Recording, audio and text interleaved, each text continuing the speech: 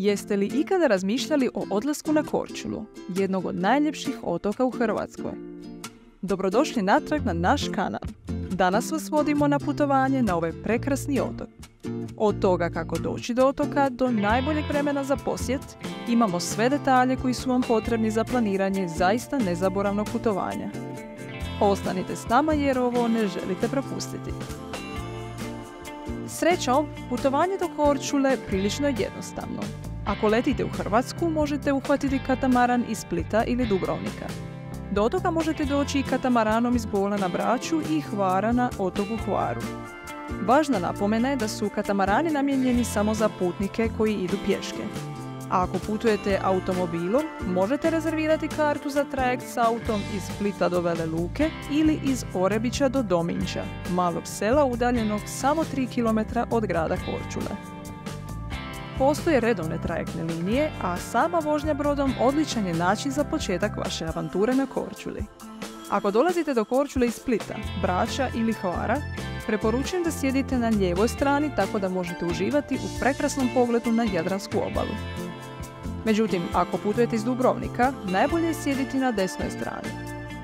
Kada se ukrcate na katamaran, posada će vam pokazati gdje možete odložiti svoje ruksake, odnosno kofere. Također, svaki katamaran ima WC, klimu, TV i automate s pićima i grickalicama.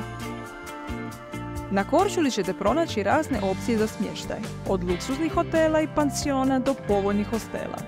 Ako tražite ugodan lokalni ugođaj, moja preporuka je da rezervirate smještaj s malom terasom.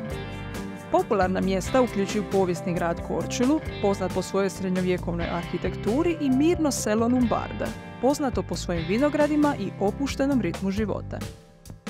Dobra vijest je da se pristupačan smještaj može pronaći čak i u najpopularnijim područjima na otoku. Međutim, savjetujem da unaprijed rezervirate svoj smještaj. Posebno tijekom ljetnih mjeseci, kada najviše ljudi posjećuje otok. Istraživanje Korčule nije nimalo komplicirano.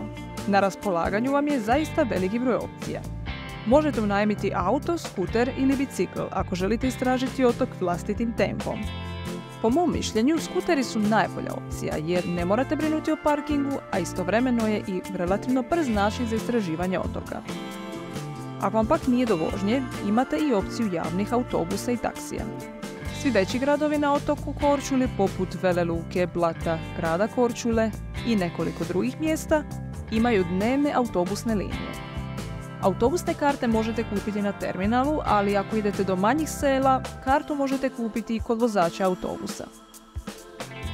Grad Korčula skroz je zgodan za pješačenje, a lutanje uskim slikovitim ulicama samo po sebi je doživljaj. Obavezno ponesite udobne cipele i izbjegavajte štikle zbog neravnih ulica u Korčuli. Korčula je nedvojbeno dom nekim od najljepših plaža u Hrvatskoj. Moji favoriti su pak Vela Pržina, Pupnaska luka i Prvi žal. Vela Pržina je pješčana plaža u Lumbardi, savršena je za obitelji i one koji žele poraditi na tenu. Ova plaža ima obližnji restoran i opciju iznajmljivanja ležaljki i suncobrana. Ako volite opuštanje uz koktel u barovima poput mene, Prvi žal blizu Lumbarde je moja topla ili bolje hladna preporuka. Ako imate nešto više vremena, savjetujem da posjetite neke od plaža na Korčulanskom arhipelagu. Najljepše su po mom iskustvu Moro na otoku Stupe i Proizd. Iako su obe jednako osamljene, Moro ima restoran i beach bar, dok Proizd više krasi netaknuta priroda. Obavezno posjetite katedralu Svetog Marka, muzej Marka Pola, zidine grada Korčule i Velu špilju.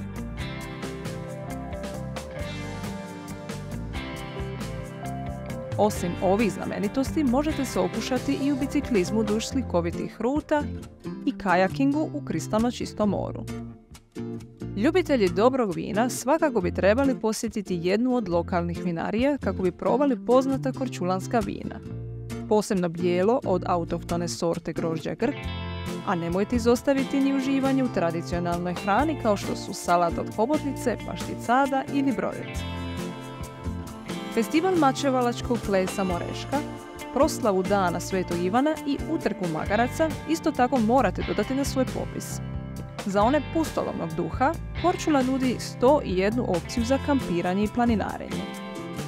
Osobni favoriti su staza Forteca i staza na brdu Svetog Antuna. Međutim, ako se želite osjećati kao da ste u bajci, posjetite obližnji otočić Badija. Na Badiji će vam jeleni doslovno jesti iz ruke, samo ne zaboravite ponijeti koju jabuku ili mrkvu. Osim jelenova, Badija je poznata i po svom franjevačkom samostanu iz dalekog 15. stoljeća. E sad, ne želite se vratiti kući praznih ruku, zar ne? Stoga, prije nego što kupite bilo kakve magnete, preporučujem da pogledate široku ponudu ručno rađenih suvenira na otoku. Ako volite nositi naušnice, počastite se onima s koraljnim dizajnom i tradicionalnim botunima.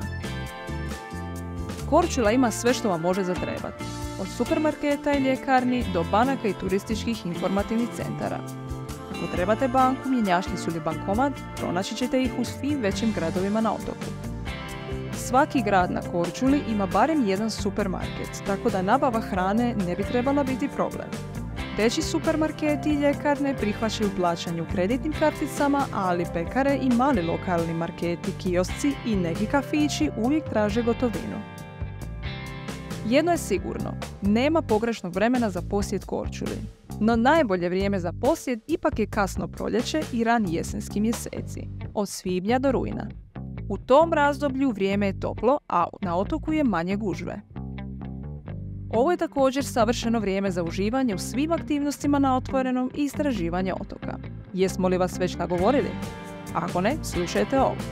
U ovo doba more je još uvijek dovoljno toplo, pa možete uživati u plažama otoka bez ljetne gužve. A to znači, vjerujte nam. Hvala što ste nam se pridružili na našem obilasku otoka Korčule. Nadamo se da će vam ovaj vodič pomoći u planiranju vašeg nezaboravnog putovanja. Ako vam se svidio ovaj video, ne zaboravite lajkati, pretplatiti se i ostaviti komentar ako imate bilo što za podijeliti ili pitati. I vidimo se sljedeći put. Doviđenja!